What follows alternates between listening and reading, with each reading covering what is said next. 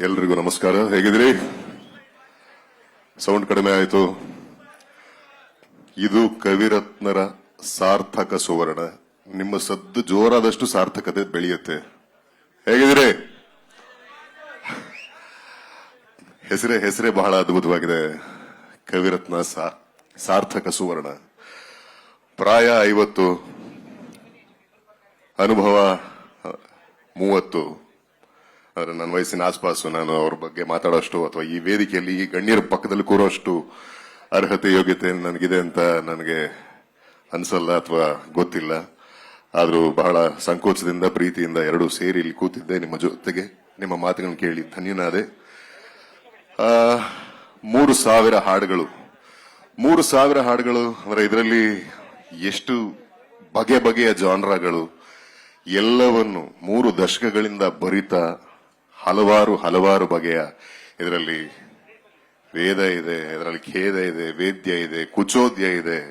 ಆಗ್ಲೇ ಹೇಳಿದ್ರಿ ಜಾಲಿ ಹಾಡು, ಖಾಲಿ ಹಾಡು, ಕೆಲವೊಂದ್ಸಲಿ ಪೋಲಿ ಹಾಡು.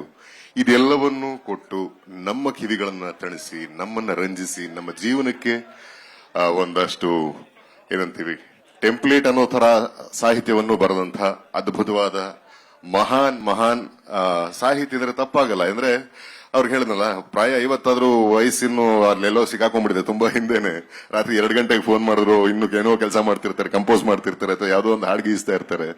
ಅವರು ಅಷ್ಟು ಅಂದ್ರೆ ಹಿರಿಯರಾದ್ರೂ ಕೂಡ ನನಗೆ ಅವರು ಡಾರ್ಲಿಂಗ್. ನಾನು ಮಾತಾಡೋದು ಸಂಬೋಧಿಸೋ ಡಾರ್ಲಿಂಗ್ ಅಂತ. ವಯಸ್ಸಿನ ನಂತರ ಯಾವತ್ತೂ ಕೇಳಲಿಲ್ಲ. ಪ್ರತಿಭೆ ಎಷ್ಟು ಅಂತ ಯಾವತ್ತು ಅವರು ಅಳಿಲಿಲ್ಲ. ಅದಕ್ಕೊಂದು ಮಾಪನವನ್ನ ಸೆಟ್ ಮಾಡಲಿಲ್ಲ. ಬಟ್ ಎಲ್ಲರ ಜೊತೆ ತಾನು ಒಂದಾಗಿ, ಎಲ್ಲರ ವಯಸ್ಸಿಗೂ ಎಲ್ಲ ಅನುಭವಕ್ಕೂ ತಕ್ಕನಂಗೆ, ಆಗ್ಲೇ ಹೇಳ್ದಂಗೆ ಹಂಸಲೇಖ ನನ್ನ ಗುರುಗಳು, ಅವರ ಸಮಕ್ಕೂ ಬರೆದರು. ತದನಂತರ ಇಲ್ಲಿ ಇರ್ತಕ್ಕಂಥ ಕಲ್ಯಾಣ್ ಸರ್ ಇದ್ದಾರೆ, ಕವಿರಾಜ್ ಸರ್ ಇದ್ದಾರೆ, ಜಯಂತ್ ಕಾಯ್ಕಿಣಿ ಅವರು ಬಂದ್ರು, ಯೋಗರಾಜ್ ಭಟ್ರು ಬಂದ್ರು. ಎಲ್ಲರ ಜೊತೆಗೂ ತಾನೂ ನಡೀತಾ ತನ್ನದೇ ಆದ ಶೈಲಿಯಲ್ಲಿ ಕನ್ನಡ ಪದಗಳಿಂದ ನಮ್ಮ ಕಿವಿಗಳನ್ನ ಶ್ರೀಮಂತ ಮಾಡ್ತಾ ಬಂದಂತಹ ಈ ಒಂದು ಅದ್ಭುತ, ಅನನ್ಯ, ಅಮೋಘ, ಅಗಾಧ ಪ್ರತಿಭೆ ನಮ್ಮ ಕವಿರತ್ನರು, ನನ್ನ ಡಾರ್ಲಿಂಗ್ ನಾಗೇಂದ್ರ ಪ್ರಸಾದ್ ಅವರು. ನಂಗೆ ಒಂದು ತುಂಬಾ ಅಂದ್ರೆ ಇದು ಒಂದು ಕೌತುಕ ನನಗೆ.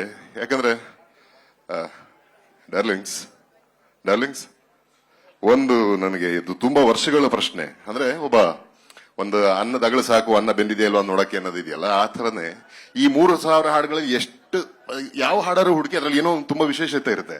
ಆದ್ರೆ ಒಂದು ಸಾಂಗ್ ನನ್ನ ತುಂಬಾ ಕಾಡಿತ್ತು. ತುಂಬಾ ಅಂದ್ರೆ ಇದು ಹಿಂಗೂ ಯೋಚನೆ ಮಾಡಬಹುದಾ, ಹೀಗೂ ಬರಿಬೋದಾ ಸರ್, ನಮಸ್ತೆ ಹೀಗೂ ಬರಿಬೋದಾ ಅಂತ ಅನ್ಸಿದ್ದು ಸಂಜು ಬೆಟ್ಸ್ ಗೀತ. ಅದು ಅದರಲ್ಲಿ ಇತಿಹಾಸ ಇದೆ, ಪುರಾಣ ಇದೆ, ಹಾಸ್ಯ ಇದೆ, ಲೇವಡಿ ಇದೆ, ಯಾರೋ ಉಚ್ಚಪ್ರಾಯದ ಹೊಡೆತಕ್ಕೆ ಸಿಲುಕಿದ ನಲುಗಿದ ಪ್ರೇಮಿಗಳ ಭಾವನೆ ಇದೆ. ಇದು ಹೇಗ್ ಸಾಧ್ಯ ಆಯ್ತು ಅಂದ್ರೆ the song goes like this. Ravana ಸೀತೆನ್ ಕದ್ದ ಹೂವಲ್ ಮಾಡಿದ ಫ್ಲೈಟ್ ಅಲ್ಲಿ, ಕಾರಣ ಸಿಸ್ಟರ್ ಸೆಂಟಿಮೆಂಟು. ಕೌರವ ಹಳ್ಳಕ್ ಬಿದ್ದ ಶಕುನಿ ಹಾಕಿದ್ದ ಸ್ಕೆಚ್ ಅಲ್ಲಿ, ಕಾರಣ ರಿಯಲ್ ಎಸ್ಟೇಟು. ಹೂವಲ್ ಮಾಡಿದ ಫ್ಲೈಟ್ ಅಂತೆ, ಪುಷ್ಪಕ ವಿಮಾನ. ಇದು ಸೈಟ್ಗೋಸ್ಕರ ರಿಯಲ್ ಎಸ್ಟೇಟ್ ಜಗಳ ಅಂತೆ. ಮಹಾಭಾರತ, ಅದ್ರಲ್ಲಿ ರಾಮಾಯಣ ಬಂತು, ಮಹಾಭಾರತ ಬಂತು. ಅಲ್ಲಿ ಕೃಷ್ಣರಾಮನ್ನು ಬಿಡ್ಲಿಲ್ಲ ಇವರು. ನಾರಿ ಮದನಾರಿ ದ್ರೌಪದಮ್ಮ ತಗೊಳ್ಳಿಲ್ಲ ಕೇರು, ಸ್ಯಾರಿ ಬದಲಾಗಿ ಚೂಡಿದಾರ ಹಾಕೊಂಡಿದ್ರೆ ಗಿತ್ತ ಡೇಂಜರು. ಯಾರು ಸ್ವಾಮಿ ಕೊಡ್ತಾರೋದು ಉತ್ತರ? ಕೃಷ್ಣ ಎಲ್ರನ್ ಸೇರ್ಸಿ ಬ್ಲಡ್ ಶೆಡ್ಡು ನಿಲ್ಸಿ, ಕ್ರಿಕೆಟ್ ಆಟ ಆಡ್ಸಿ ಯಾರೋ ಒಬ್ರನ್ ಗೆಲ್ಸಿ, ಸಂಧಾನ ಮಾಡದೆ ಯುದ್ಧಾನ ಮಾಡಿಸಿದ, ತಲೆನೆ ಓಡಿಸದೆ ತಲೆಗಳ ಎಚ್ಚಿದ. ಇಲ್ಲಿ ಬಾಲಲ್ಲಿ ಹೋಗೋದ ಬೇಲೂರ್ಗೂ ತಂದು ಬಿಟ್ಟ, ಮಿಲಿಟರಿನೇ ಸ್ಕೆಚ್ ತಂದಿಟ್ಟು ಮಿಲಿಟರಿ ಒಳಗೆ ಸ್ಕೆಚ್ ಹಾಕಿ ಮಿಲಿಟರಿನೇ ಕರ್ಸಿ ಬಿಟ್ಟ. ಹೆಂಗ ಸಾಧ್ಯ ಈ ವಿಡಂಬನೆ? ಈ ಒಂದು ಅಂದ್ರೆ ಇದು ನೋಡಿ, ಆದ್ರೆ ಈ ಒಂದು ಚಿತ್ರೀಕರಣ ಅಷ್ಟೇ ಮಜವಾಗಿದೆ. ಜೈಲಲ್ಲಿ ಖೈದಿಗಳು ಅಲ್ಲೇನೋ ಒಂದು ಸಮಾರಂಭ, ಅಲ್ಲೊಂದು ಒಕ್ಕೂಟದಲ್ಲಿ ಈ ಒಂದು ಹಾಡನ್ನ ಹಾಡ್ತಾ, ಅಂದ್ರೆ ಜ್ಞಾನ ಯಾರದಾರು ಇರ್ಬೋದು, ಯಾವ ಥರದಲ್ಲಾರು ಇರ್ಬೋದು, ಅದಕ್ಕೆ ವ್ಯಾಕರಣ ಮೀಮಾಂಸೆಗಳು ಇದಕ್ಕೆ ಇದೇ ಸಿದ್ಧ ಸೂತ್ರ ಅಂತ ಇಲ್ಲ. ಅದು ಯಾವ ರೀತಿಯಲ್ಲಿ ಬಂದ್ರು ಅಥವಾ ಯಾವ ರೀತಿಯಲ್ಲಿ ಗ್ರಹಿಸಿದ್ರು ಅದು ಜ್ಞಾನವೇ ಸರಿ. ಅದನ್ನ ಎಕ್ಸ್ಪ್ರೆಸ್ ಮಾಡೋದಕ್ಕೆ ಒಂದು ಪದ, ಆ ಪಾತ್ರಗಳ ಪರಿಧಿಯಲ್ಲಿ ಅದನ್ನ ಎಕ್ಸ್ಪ್ರೆಸ್ ಮಾಡೋ ರೀತಿ, ಈ ಅದ್ಭುತನ ಹೆಂಗ ಸಾಧ್ಯ?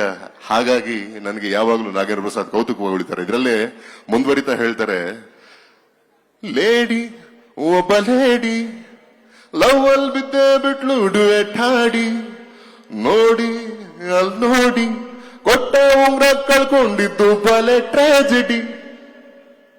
ಶಾಕುಂತಲೆ ದುಷ್ಯಂತರು ಬಂದು ಹೋದ್ರಲ್ಲಿ, ಲಾಲ್ ಬಾಗಿನೊಳಗೆ ಎಚ್ಚರ ತಪ್ಪೋ ಸಲುಗೆ, ಅವಳ ಕೈಲಿ ಪಾಪು ಅವನ ಸೆಲ್ಲು ಆಪು ಅಂತ.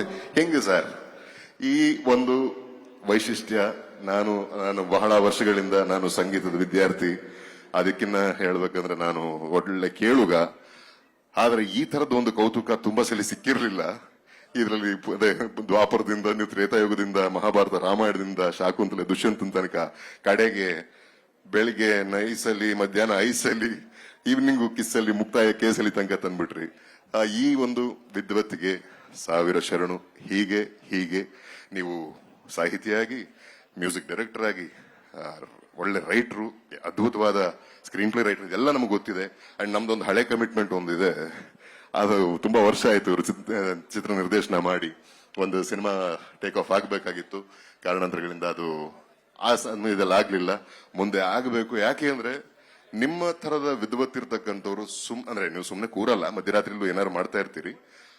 ನಿಮ್ಮ ಅನುಭವದಲ್ಲಿ ಒಂದಷ್ಟು ಒಳ್ಳೆ ಸಿನಿಮಾಗಳು ಸಮಾಜಕ್ಕೆ ಕೊಡುಗೆಯಾಗಿ ಬರಬೇಕು ಅಂತ ನಾನು ಆಶಿಸ್ತೀನಿ. ಅದರಲ್ಲಿ ಅವಕಾಶ ಸಿಕ್ಕರೆ ನಾನು ಅಭಿನಯಿಸಬೇಕು ಅಂತಾನು ಆಶಿಸ್ತೀನಿ. ಥ್ಯಾಂಕ್ ಯು ಸೋ ಮಚ್ ನಮ್ಮನ್ನ ಇಷ್ಟು ರಂಜಿಸಿದ್ದಕ್ಕೆ, ಈ ತರದ ವಿಷಯಗಳನ್ನ ಇಷ್ಟು ಸರಳವಾದ ಭಾಷೆಯಲ್ಲಿ ಎಲ್ಲರಿಗೂ ತಲುಪಿಸಿದ್ದಕ್ಕೆ. Love you so much.